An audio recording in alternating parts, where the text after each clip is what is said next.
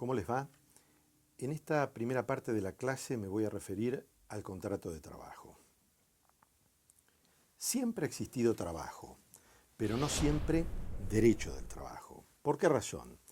Porque este derecho es la respuesta o la consecuencia al empleo masivo de trabajadores asalariados fruto del capitalismo industrial.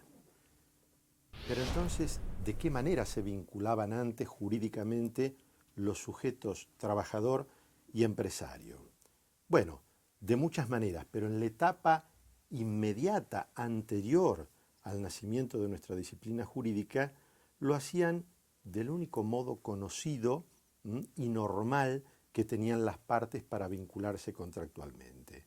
Me refiero al contrato del derecho civil, al contrato del derecho común.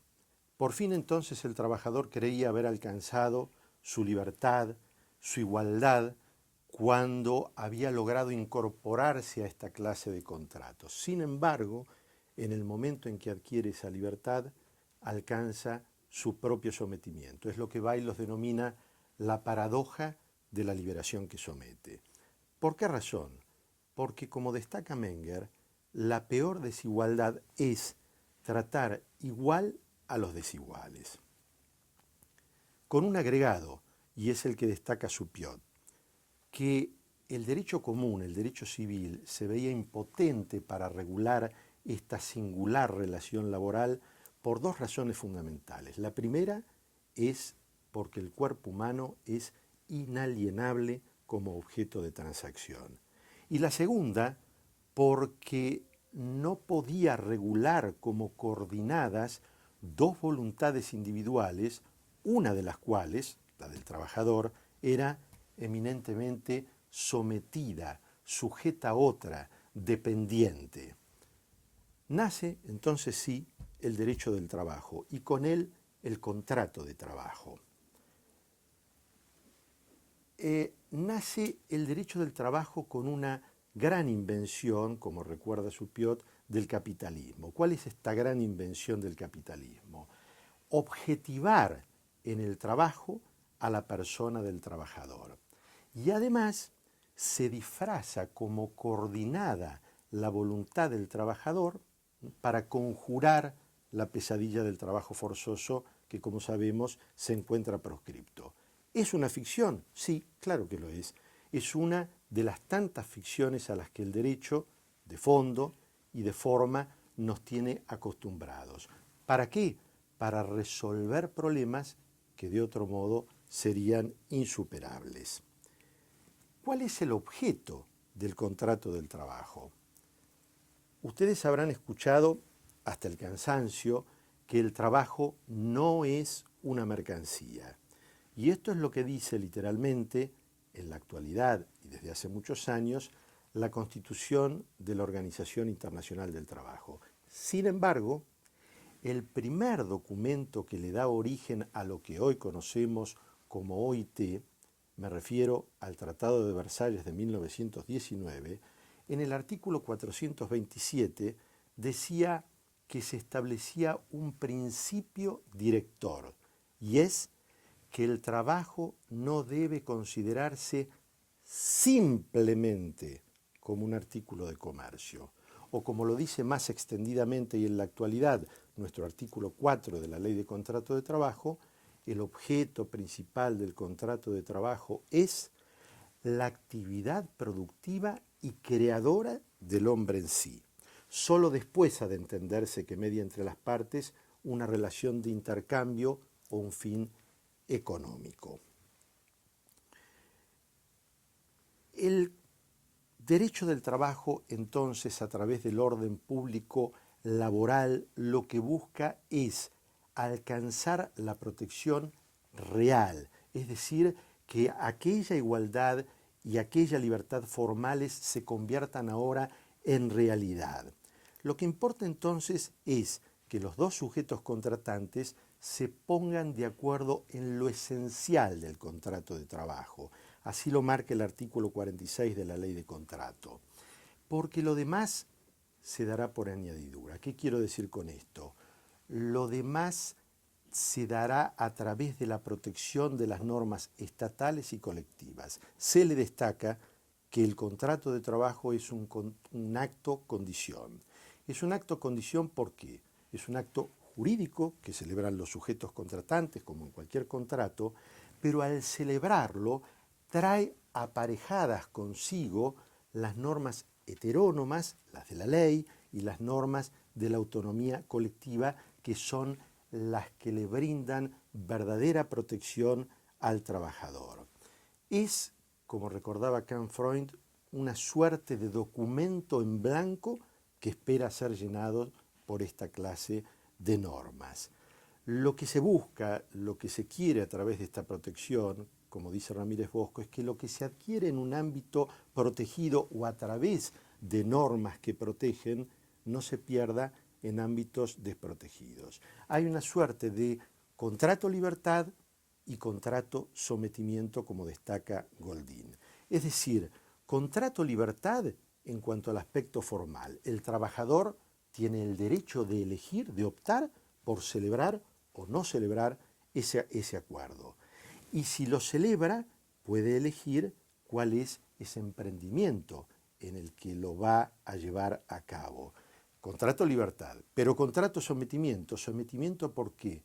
Porque al celebrar el contrato se ve sometido por una serie de restricciones económicas que hacen a su calidad de persona hiposuficiente en relación al sujeto empresario. Estas normas que he mencionado, me refiero al artículo 427 del Tratado de Versalles y al artículo 4 de la Ley de Contrato de Trabajo, donde se mezcla lo personal con lo económico, no son otra cosa que la síntesis de dos culturas jurídicas diferentes. Por un lado, la cultura romanista y por el otro lado, la cultura germánica. La cultura romanista, dicho muy linealmente, da preeminencia al contrato por sobre el estatuto protector y a la cosa por sobre la persona. Por el contrario, la cultura germánica da un realce al estatuto y no al contrato. Ya vamos a ver de qué se trata esto del estatuto y de la versión germánica, y a la persona por sobre la cosa, por sobre el intercambio económico. Tenemos entonces dos figuras centrales de este tema: el contrato de trabajo previsto en el artículo 21 de la ley y la relación de trabajo prevista en el artículo siguiente. El artículo 21 es precisamente heredero de la cultura romanista. Hay un intercambio de trabajo por salario. Por otro lado, y en relación opuesta, la relación de trabajo, el artículo 22. ¿Qué es la relación de trabajo? Bueno, la relación de trabajo, dicho muy simplemente, es la incorporación del trabajador a una comunidad donde hay diversos intereses, una comunidad que está en un estadio superior al de la persona individual. Es una versión laboral de la vieja teoría de la institución de Otto von Guericke, para quien, sucintamente, lo que importaba no era el derecho individual de la persona, sino que este derecho individual cedía ante el interés colectivo de la comunidad, que se veía protegida por un estatuto de carácter superior. Quiere decir que el derecho del trabajo trasciende la mera figura del contrato para darle realce también a la relación de trabajo. Y quiere decir también que la opción entre contrato de trabajo y relación de trabajo es una opción falsa. La una no tiene sentido sin la otra. Las dos figuras contractuales se necesitan. ¿Qué clase de objeto veda el derecho del trabajo? El derecho del trabajo proscribe dos clases de objetos dentro del contrato. El primero es el objeto ilícito y el segundo el objeto prohibido. Son cosas bien diferentes con consecuencias diversas. Vamos a tratar de explicarlas. El objeto ilícito hace al orden público general o absoluto. Dicho de otra manera y para que se entienda, en todo tiempo, el curso de la historia del derecho, han existido porciones de actos humanos que se han tenido como necesarios, como obligatorios, como irrenunciables. ¿Por qué razón? Porque el Estado, como garante de la sociedad, se empeña en preservar esa porción de actos humanos en interés o en aras de la comunidad toda, de la colectividad, de la sociedad en general. ¿Por qué razones? Por razones de moral, por razones de buenas costumbres, de interés general o de bien común. Ejemplos concretos de un contrato de trabajo de objeto ilícito: el trabajo prestado en un prostíbulo, siempre y cuando no se haya reglamentada esta actividad legalmente; el trabajo prestado en un taller de fabricación de moneda falsa; el trabajo prestado en una organización que vende drogas o sustancias prohibidas; el trabajo prestado en una organización dedicada a estafar a sus potenciales clientes. Aquí lo que se produce, a diferencia de lo que va a suceder con el de objeto prohibido, se produce la nulidad del contrato en sí. Se nulifica todo el contrato y los sujetos contratantes no pueden oponerse a las cláusulas legales. ¿Por qué? Porque para el derecho del trabajo, y estoy diciendo solo para el derecho del trabajo, no existen consecuencias jurídicas derivadas de un contrato de trabajo de objeto ilícito. El contrato de trabajo de objeto prohibido. A diferencia del objeto ilícito, la ley en este supuesto lo que hace es vedar o proscribir el empleo de determinadas personas en determinados tiempos, en determinadas épocas, en determinadas circunstancias o condiciones. Ejemplos del contrato de objeto prohibido: el empleo de trabajadores menores de 18 años de edad en jornada de trabajo nocturna; el empleo de estos menores o de las mujeres trabajadoras en tareas riesgosas, penosas, peligrosas o insalubres; o el empleo del trabajo durante los 45 días antes y 45 días después del parto. Pero en uno y en otro caso hay algo que es común, y es que el juez tiene el deber de nulificar, en el primer supuesto, el contrato mismo, y en el segundo supuesto, las cláusulas que están prohibidas, aún sin que medie petición de parte, es decir, de oficio. Lo que se van a nulificar en el contrato de objeto prohibido entonces son las cláusulas vedadas, que son reemplazadas de pleno derecho por las normas que fueron soslayadas para protección del trabajador.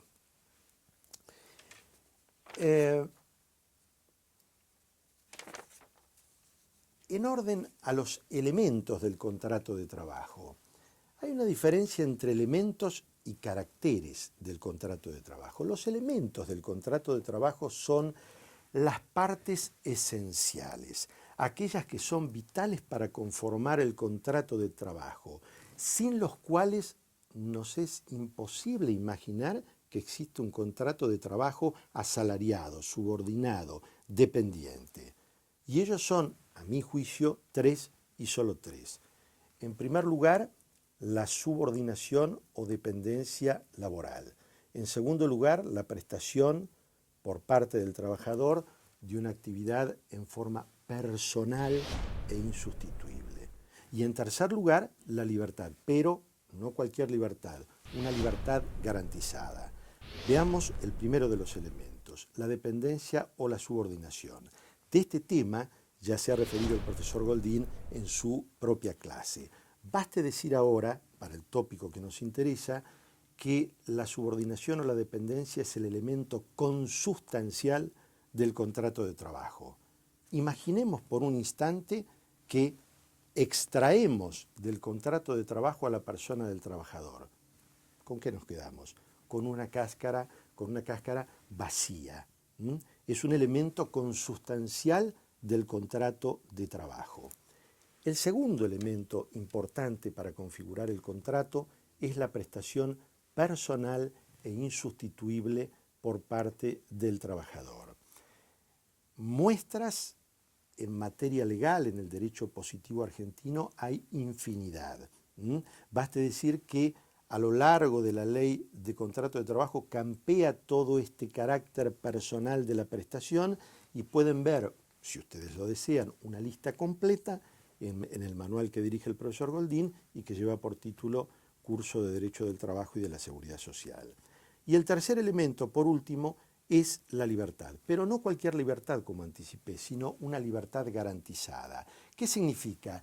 Que esta libertad no es la libertad de decidir si celebro o no celebro el contrato de trabajo o en qué actividad lo voy a prestar. No es tampoco, aunque sí lo es, el trabajo desarrollado en libertad por oposición al trabajo forzoso. Esto desde ya que lo es, pero eso es común a otra suerte de contratos.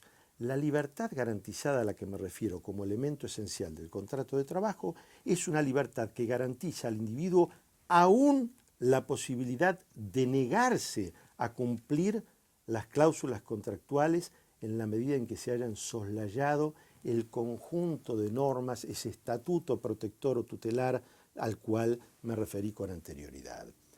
Y por último, los caracteres del contrato de trabajo. Los caracteres del contrato de trabajo, a diferencia de los elementos, hacen a la forma, al estilo del contrato de trabajo. ¿Son relevantes? Sí, claro que lo son, por supuesto, pero no son como aquellos elementos a los que me referí con anterioridad. Reitero, hacen al estilo, hacen a la forma. Y ellos son la informalidad, la consensualidad, el tracto sucesivo, la ajenidad y la onerosidad. En cuanto a la informalidad, la forma que es la configuración externa de algo. En este caso ese algo es el contrato de trabajo. ¿Y qué hay? Hay libertad de formas, como nos recuerda el profesor Tosca en su propia clase.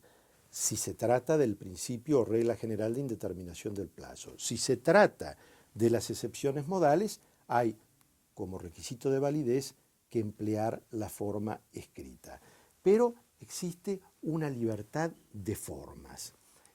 El segundo carácter del contrato de trabajo es la consensualidad, es decir, esto hace al consentimiento, a la voluntad de manifestar el acuerdo con el otro sujeto contratante. Y esto hace a la capacidad de los sujetos. En orden al trabajador debe tratarse de sujetos mayores de 18 años, aunque pueden también celebrar contrato de trabajo los menores a partir de los 16 años, siempre y cuando cuenten con la autorización de los padres y se presume que la cuentan si estos viven, si los menores a partir de los 16 años viven separados de sus padres o responsables. Hasta aquí entonces la primera parte de esta clase.